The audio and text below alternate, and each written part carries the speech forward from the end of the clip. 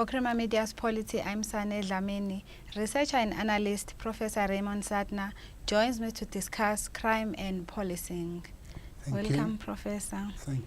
From your article, you seem to paint a picture that suggests that residents have few options to ensure their own safety. Yes. You know, I think maybe I was focusing, even while I was trying to indicate that the private security industry is something for the wealthier section of the population. I don't think I paid enough attention to the way in which policing operates, so that if you don't go for the private security industry, what happens? And in fact, if you look at the country as a whole, the majority of people in this country don't have the option of the private security industry. They don't have the money.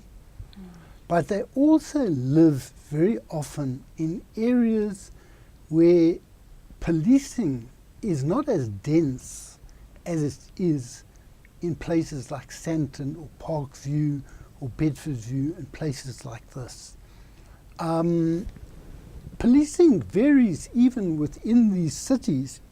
For example, when I go to the Yeovil police station, it's very, very crowded. You can see that they're under a lot of pressure, and a lot of areas are covered by Yeovil. So if you don't want to use private security, it's going to be very unlikely, if you call the police, that they will come there quick enough.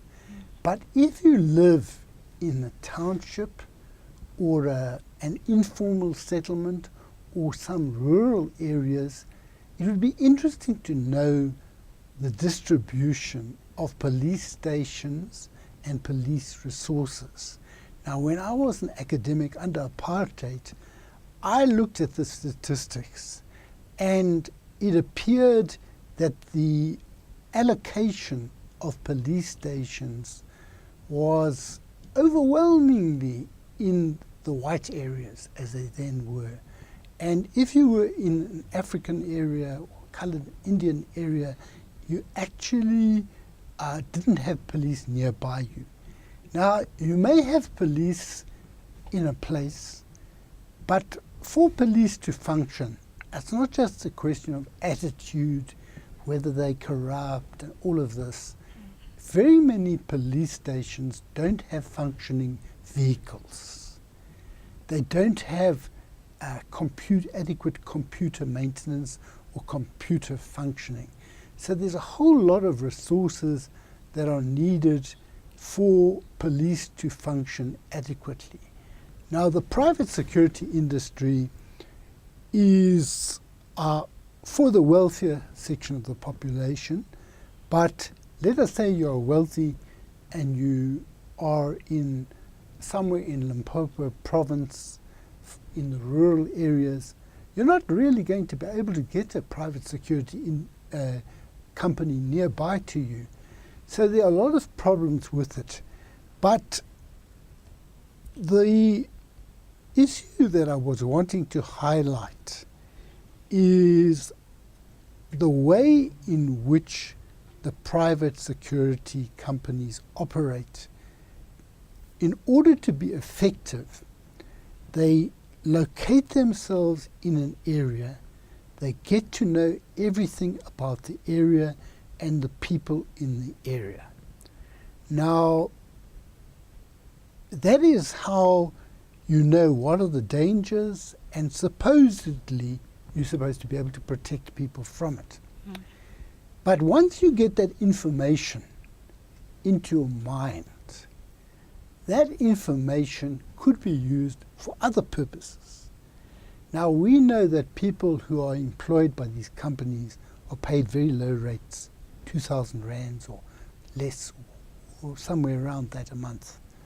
And what can happen is that someone can say to them, look, tell me about these places.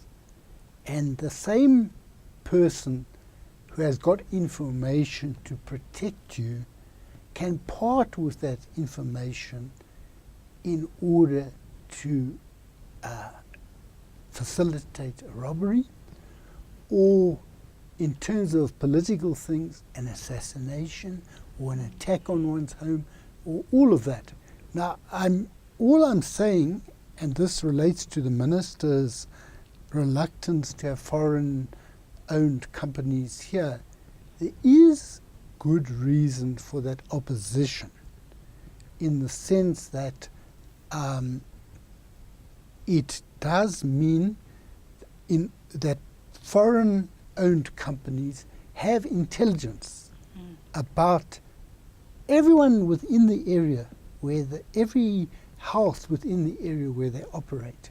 That intelligence is potentially usable for reasons other than defending those people. But, we can say, what do they do? What is the alternative? And there's also the problem that the ability to afford this, I think, is symptomatic of the inequality in our society.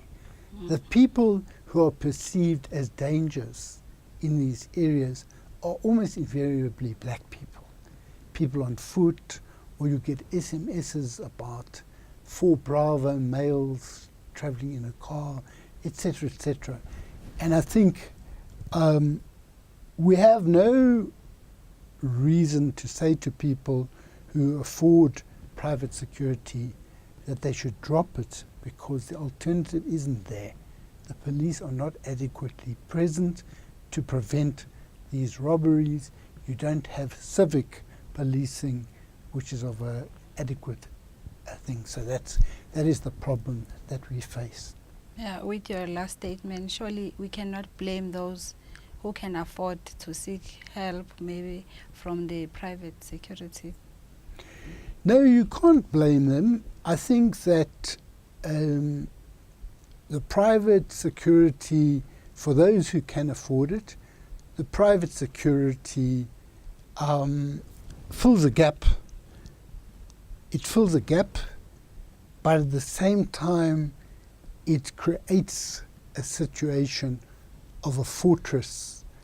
And who is inside that fortress? It's not only whites. There are now black people in that fortress, some black people, but it does create a situation where people who are said to be loitering, and they are primarily black people, are perceived as people who must be told to move on, or what are you doing here, or you must get a tag for your car so that they can say who belongs here. Now, I don't think that those streets are owned by the residents. And it's not for private security to decide who belongs there. South Africa belongs to all who live in it. And those streets, you have the freedom, you are supposed to have the freedom to move on those streets. So while I don't think we've got an alternative to private security which is satisfactory, we must be aware of the dangers of private security. That was Professor Raymond Suttner speaking to Crima Media's Polity about crime and policing. Thank you. Sane, Can you do the first one? Yeah. So I must just do the question. Okay. From your article, you paint a picture that seems to oh gosh, sorry.